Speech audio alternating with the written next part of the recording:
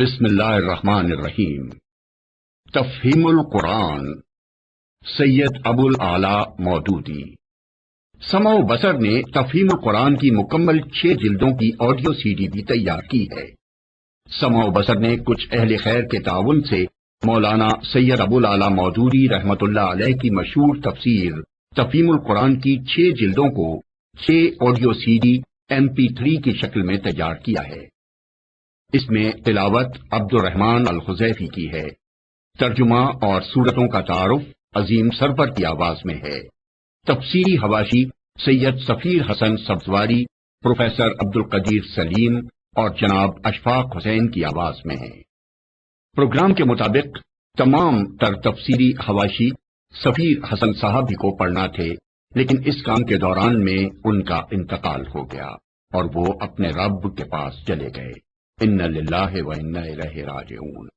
ان کے بعد دوسرے 2 حضرات کے تعاون سے اسے مکمل کیا گیا۔ اس کام میں جن افراد نے بھی حصہ لیا ہے ان کے لیے دعائے خیر کی درخواست ہے۔ بسم اللہ الرحمن الرحیم۔ دیباچہ۔ قرآن مجید کے ترجمہ و تفسیر پر ہماری زبان میں اب تک اتنا کام ہو چکا ہے کہ اب کسی شخص کا محض برکت و سعادت کی خاطر ایک نیا ترجمہ یا ایک نئی تفسیر شائع کر دینا وقت اور محنت کا کوئی صحیح مصرف نہیں ہے۔ اس راہ میں مزید کوشش اگر معقول ہو سکتی ہے تو صرف اس صورت میں جبکہ آدمی کسی ایسی کسر کو پورا کر رہا ہو جو سابق مترجمین و مفسرین کے کام میں رہ گئی ہو، یا طالبین قرآن کی کسی ایسی ضرورت کو پورا کرے جو پچھلے تراجم و تفاسیر سے پوری نہ ہوتی ہو۔ ان صفات میں ترجمانی اور تفہیم قرآن کی جو صحیح کی گئی ہے وہ دراصل اسی بنیاد پر ہے۔ میں ایک مدت سے محسوس کر رہا تھا کہ ہمارے عام تعلیم یافتہ لوگوں میں روح قرآن تک پہنچنے اور اس کتاب پاک کے حقیقی مدعا سے روح شناس ہونے کی جو طلب پیدا ہو گئی ہے اور روز بروز بڑھ رہی ہے، وہ مترجمین و مفسرین کی قابل قدر مسائی کے باوجود ہنوز تشنہ ہے۔ اس کے ساتھ میں یہ احساس بھی اپنے اندر پا رہا تھا کہ اس تشنگی کو بجھانے کے لیے کچھ نہ کچھ خدمت میں بھی کر سکتا ہوں۔ انہی دونوں احساسات نے مجھے اس کوشش پر مجبور کیا جس کے ثمرات ہدیہ ناظرین کیے جا رہے ہیں۔ اگر فی الواقع میری یہ حقیر پیشکش لوگوں کے لیے فہم قرآن میں کچھ بھی مددگار ثابت ہوئی تو یہ میری بڑی خوش نصیبی ہوگی۔ اس کام میں میرے پیش نظر علماء اور محققین کی ضروریات نہیں ہیں اور نہ ان لوگوں کی ضروریات ہیں جو عربی زبان اور علوم دینیہ کی تحصیل سے فارغ ہونے کے بعد قرآن مجید کا گہرا تحقیقی مطالعہ کرنا چاہتے ہیں۔ ایسے حضرات کی پیاس بجھانے کے لیے بہت کچھ سامان پہلے سے موجود ہے۔ میں جن لوگوں کی خدمت کرنا چاہتا ہوں وہ اوسط درجے کے تعلیم یافتہ لوگ ہیں جو عربی سے اچھی طرح واقف نہیں ہیں اور علوم قرآن کے وسیع ذخیرے سے استفادہ کرنا جن کے لیے ممکن نہیں ہے۔ انہی کی ضروریات کو میں نے پیش نظر رکھا ہے۔ اس وجہ سے بہت سے ان تفسیری مباحث کو میں نے سرے سے ہاتھ ہی نہیں لگایا جو علم تفسیر میں بڑی اہمیت رکھتے ہیں مگر اس طبقے کے لیے غیر ضروری ہیں۔ پھر جو مقصد میں نے اس کام میں اپنے سامنے رکھا ہے وہ یہ ہے کہ ایک عام ناظر اس کتاب کو پڑھتے ہوئے قرآن کا مفہوم و مدعا بالکل صاف صاف سمجھتا چلا جائے اور اس سے وہی اثر قبول کرے جو قرآن اس پر ڈالنا چاہتا ہے۔ نیز دوران مطالعہ میں جہاں جہاں اسے الجھنیں پیش آ سکتی ہوں وہ صاف کر دی جائیں اور جہاں کچھ سوالات اس کے ذہن میں پیدا ہوں ان کا جواب اسے بر وقت مل جائے۔ یہ میری کوشش ہے۔ اب اس امر کا فیصلہ عام ناظرین ہی کر سکتے ہیں کہ میں اس میں کہاں تک کامیاب ہوا ہوں۔ بہرحال یہ حرف آخر نہیں ہے۔ ہر ناظر سے میری درخواست ہے کہ جہاں کوئی تشنگی محسوس ہو یا کسی سوال کا جواب نہ ملے یا مدعا اچھی طرح واضح نہ ہو رہا ہو، اس سے مجھے مطلع کیا جائے تاکہ میں اس خدمت کو زیادہ سے زیادہ مفید بنا سکوں۔ علماء کرام سے بھی میں گزارش کرتا ہوں کہ مجھے میری غلطیوں سے آگاہ فرمائیں۔ چند الفاظ ترجمانی و تفہیم کے متعلق بھی۔ میں نے اس کتاب میں ترجمے کا طریقہ چھوڑ کر آزاد ترجمانی کا طریقہ اختیار کیا ہے۔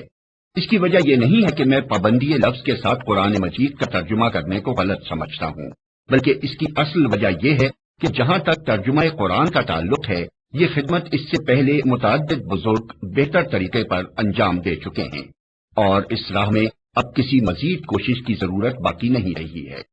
فارسی میں حضرت شاہ ولی اللہ صاحب کا ترجمہ اور اردو میں شاہ عبد القادر صاحب، شاہ رفیع الدین صاحب، مولانا محمود الحسن صاحب، مولانا اشرف علی صاحب اور حافظ فتح محمد صاحب جلندری کے تراجم ان اغراض کو بخوبی پورا کر دیتے ہیں جن کے لیے ایک لفظی ترجمہ درکار ہوتا ہے، لیکن کچھ ضرورتیں ایسی ہیں جو لفظی ترجمے سے پوری نہیں ہوتی اور نہیں ہو سکتی، انہی کو میں نے ترجمانی کے ذریعے سے پورا کرنے کی کوشش کی ہے۔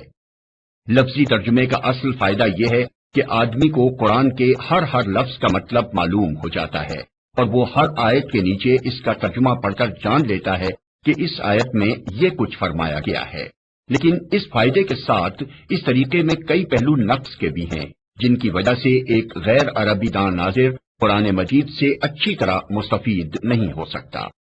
پہلی چیز جو ایک لفظی ترجمے کو پڑھتے وقت محسوس ہوتی ہے وہ روانی عبارت، زور بیان، بلاغت زبان اور تاثیر کلام کا فقدان ہے۔ قرآن کی سطروں کے نیچے آدمی کو ایک ایسی بے جان عبارت ملتی ہے جسے پڑھ کر نہ اس کی روح وجد میں آتی ہے، نہ اس کے رونگٹے کھڑے ہوتے ہیں، نہ اس کی آنکھوں سے آنسو جاری ہوتے ہیں، نہ اس کے جذبات میں کوئی طوفان برپا ہوتا ہے، نہ اسے یہ محسوس ہوتا ہے کہ کوئی چیز عقل و فکر کو تسخیر کرتی ہوئی قلب و جگر تک اترتی چلی جا رہی ہے۔ اس طرح کا کوئی تاثر رونما ہونا تو درکنار، ترجمے کو پڑھتے وقت تو بسا اوقات آدمی یہ سوچتا رہ جاتا ہے کہ کیا واقعی یہی وہ کتاب ہے جس کی نظیر لانے کے لیے دنیا بھر کو چیلنج دیا گیا تھا۔ اس کی وجہ یہ ہے کہ لفظی ترجمے کی چھلنی صرف دوا کے خشک اجزاء ہی کو اپنے اندر سے گزرنے دیتی ہے، رہی ادب کی وہ تیز و تند اسپرٹ جو قرآن کی اصل عبارت میں بھری ہوئی ہے، اس کا کوئی حصہ ترجمے میں شامل نہیں ہونے پاتا، وہ اس چھلنی کے اوپر ہی سے اڑ جاتی ہے۔ حالانکہ قرآن کی تاثیر میں اس کی پاکیزہ تعلیم اور اس کے عالی قدر مضامین کا جتنا حصہ ہے، اس کے ادب کا حصہ بھی اس سے کچھ کم نہیں ہے۔ یہی تو وہ چیز ہے جو سنگ دل سے سنگ دل آدمی کا دل بھی پگھلا دیتی تھی، جس نے بجلی کے کڑکے کی طرح عرب کی ساری زمین ہلا دی تھی، جس کی قوت تاثیر کا لوہا اس کے شدید ترین مخالفین تک مانتے تھے اور ڈرتے تھے کہ یہ جادو اثر کلام جو سنے گا وہ بالآخر نقد دل ہار بیٹھے گا۔ یہ چیز اگر قرآن میں نہ ہوتی اور وہ اسی طرح کی زبان میں نازل ہوا ہوتا جیسی اس کے ترجموں میں ہم کو ملتی ہے، تو اہل عرب کے دلوں کو گرمانے اور نرمانے میں اسے ہرگز وہ کامیابی حاصل نہ ہو سکتی جو فی الواقع اسے حاصل ہوئی۔ لفظی ترجموں سے طبائع کے پوری طرح متاثر نہ ہو سکنے کی ایک وجہ یہ بھی ہے کہ ترجمے بالعموم بین السطور درج کیے جاتے ہیں، یا نئے طرز کے مطابق صفحے کو دو حصوں میں تقسیم کر کے ایک طرف کلام اللہ اور دوسری طرف ترجمہ لکھا جاتا ہے۔ یہ طریقہ اس غرض کے لیے تو عین مناسب ہے جس کی خاطر آدمی لفظی ترجمہ پڑھتا ہے، کیونکہ اس طرح ہر لفظ اور ہر آیت کے مقابلے میں اس کا ترجمہ ملتا جاتا ہے۔ لیکن اس کا نقصان یہ ہے کہ ایک آدمی جس طرح دوسری کتابوں کو پڑھتا اور ان سے اثر قبول کرتا ہے، اس طرح وہ ترجمہ قرآن کو نہ تو مسلسل پڑھ سکتا ہے اور نہ اس سے اثر قبول کر سکتا ہے، کیونکہ بار بار ایک اجنبی زبان کی عبارت اس کے مطالعے کی راہ میں حائل ہوتی رہتی ہے۔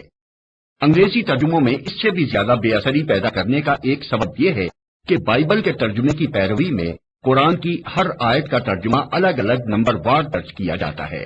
آپ کسی بہتر سے بہتر مضمون کو لے کر ذرا اس کے فقرے کو الگ کر دیجئے اور اوپر نیچے نمبر وار لکھ کر اسے پڑھیے، آپ کو خود محسوس ہو جائے گا کہ مربوط اور مسلسل عبارت سے جو اثر آپ کے ذہن پر پڑتا تھا، اس سے آدھا اثر بھی ان جدا جدا فقروں کے پڑھنے سے نہیں پڑتا۔ ایک اور وجہ اور بڑی اہم وجہ لفظی ترجمے کے غیر مؤثر ہونے کی یہ ہے کہ قرآن کا طرز بیان تحریری نہیں بلکہ تقریری ہے۔ اگر اس کو منتقل کرتے وقت تقریر کی زبان کو تحریر کی زبان میں تبدیل نہ کیا جائے اور جوں کا تو اس کا ترجمہ کر ڈالا جائے تو ساری عبارت غیر مربوط ہو کر رہ جاتی ہے۔ یہ تو سب کو معلوم ہے کہ قرآن مجید ابتداءً لکھے ہوئے رسالوں کی شکل میں شائع نہیں کیا گیا تھا، بلکہ دعوت اسلامی کے سلسلے میں حسب موقع و ضرورت ایک تقریر نبی صلی اللہ علیہ وسلم پر نازل کی جاتی تھی اور آپ اسے ایک خطبے کی شکل میں لوگوں کو سناتے تھے۔ تقریر کی زبان اور تحریر کی زبان میں فطرتاً بہت بڑا فرق ہوتا ہے،